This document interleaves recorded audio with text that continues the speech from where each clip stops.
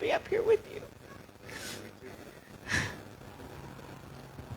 Zola, yesterday, you and Mickey were telling me about some of the kids who came up when we're talking about language, how important language is.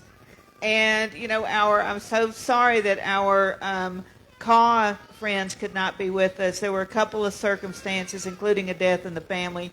But Storm Brave, who is the CAW language master teacher, recorded some videos for us, and we're going to put those on our YouTube channel for everybody to see, for around Kansas and for Fort Wallace. But I think it was so important for the students to hear her saying their language, you know, saying words in the CAW language. And I think it is so important, you know, and I know this kills me. So talk about that. Pass that to Zola, please. Zola started speaking, and the kids are like, I don't speak Spanish. Tell them what to... With every group I had yesterday, I greeted them in my Lakota language. And, you know, as they're trying to find their places on the buffalo robes, they were rowdy, they were, you know, just being kids. So to get them settled, I'd start out, mitakiapi. Silence. They'd be seated. And I'd finish my greeting. In the middle of my greeting during one of my groups, a little boy yells out, I don't speak Spanish. I speak English. So I finished my greeting, and I just looked at him and I said, you know what? I don't speak Spanish either. Well, what are you speaking? Because it sure ain't English. I said, you know what? You're right. It's not English. I said, I'm speaking my first language. And, you know, those kids, they didn't understand. First language? No, English. English is the first language. And I had to remind them, no, it's not. There are thousands of languages spoken here. And English came later. I said, yes, everybody here learns how to speak English. But for some of us, it wasn't our first language. I said, unfortunately, when I was really little, I spoke my language, only my language, with my grandparents. And then as I got older, I learned English. And then as I got older and I tried to incorporate my language as well as English into my life, I got beat. And I don't mean just a spanking, I mean beat. With boards that had nails in them, with rubber hoses, with those black straps that they put on semis with the S-hook. I got beat until I could not stand for using my first language. My hair used to be long. It was down almost to my hind end. But because they didn't like it, they chopped my hair off. I didn't get a pretty little haircut with a bob. I didn't get cute little bangs. I got my hair whacked off. So I was an ugly little kid. When I was adopted, my adopted parents told me, you're no longer Native. That is behind you. That part of you is dead. In my little 7-year-old mind, I was thinking, how can that be true? I know who my grandparents are. I know who my parents are. I know where I come from. You can't kill that. You can try and beat me. You can cut my hair off. You can degrade me. But I will never forget who I am. You cannot take that away from me. I held on to that my entire life. I remembered who my mom was. I remembered who my dad was.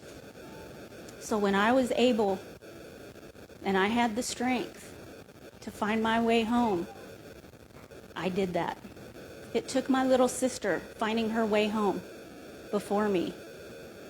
Out of the blue, I got a phone call. I lived in Michigan, and I got a phone call. There was a man on the other end. Growing up, they took away my birth name. Growing up, I was Marie Ann. I answered the phone, and the gentleman on the other end says, "ZZ May?" My heart jumped and sank at the same time. I said, "Yes." He said, "Do you know who this is?" I said, "Yes." He said, "This is your dad."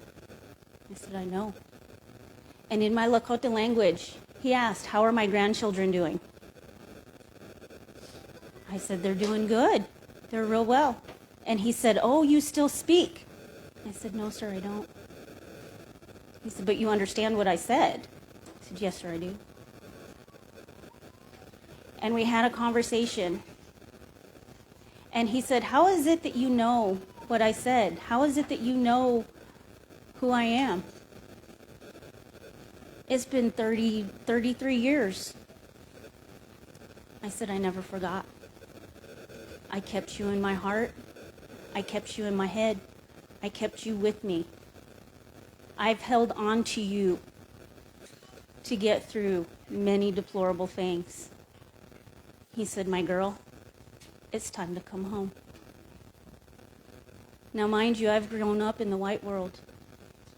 And to have this person say, "It's time to come home," it filled a spot in my heart. So I made my journey from Michigan to South Dakota. I pulled up in his driveway. My heart was racing. My mind was confused. I was excited and I was scared. But I got out of that car and walked into the arms of a little 80-year-old man that held me so tight it put all my pieces back together. I got to spend a whole week with him, and I relearned some of the language that I had lost. I got to have conversations with him. Growing up, keeping him in my heart and my mind, I had told my younger sister as we were being beaten, as we were being abused, "This isn't where we come from. These aren't our people." I reminded her where we came from. And so I sat him down as we were visiting. I said, "Dad, I need to know some things." I said, "I have carried you in my heart this whole time, and I have told people stories. I've told them some memories that I have, and I've been beaten for these memories. But I need to know, am I a liar? Did I just make things up in my head to soothe my soul?" So I told him my memories. I told him the things that I remembered. Dancing around a fire, him portraying Crazy Horse, all sorts of different things. And he looked at me, he put his head down, and he said, "My girl, how do you remember these things?" I said, "Dad, I just do. It's what's kept me going. It's what's kept me moving forward." He said, "My girl, you were just a baby in Pampers when all of that happened." I said, "I know how important it is that I remember where I come from and who I am. That's what kept me going." From then on, I was with my dad. He taught me my language. He taught me to carry myself in a good way. He taught me, hold my head high, be proud of who you are. Don't ever put your head down again. Do not ever feel less than. You come from great, wonderful people. You're named after your grandmother. You be proud of who you are. So the things that I do, the way that I carry myself, I try to honor those people. because I will never forget. And I hope that all of you will never forget.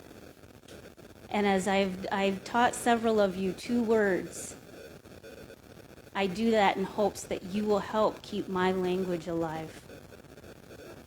So my relatives, will never be forgotten and will continue to live on.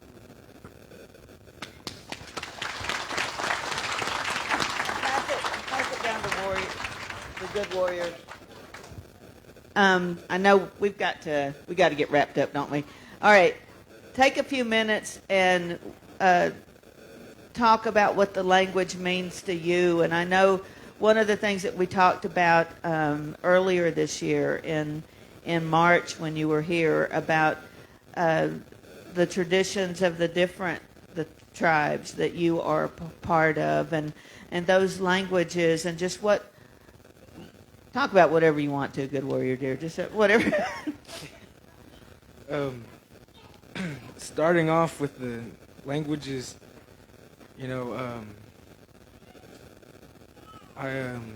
it's spoken a lot around me and my family.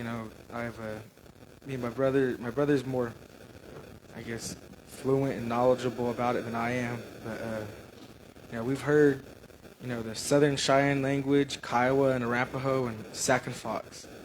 And we know many other words in different languages. Traveling around powwows. There's a great, I guess, what do you call it? Exchange of languages, because we sing songs that belong to other tribes that have their words in it, and but when it comes to Cheyenne and Kiowa, it can be spoken to us, and with my brother, he can speak it back, where with me, I'm still trying to learn, where if you speak it to me, I'll understand what you're saying, but I'll have to figure out, how to reply, and it takes time to learn languages, and there's not a lot of fluent, Cheyenne speakers out there, as many as there are Kiowa or Arapaho speakers. But the main use of our language today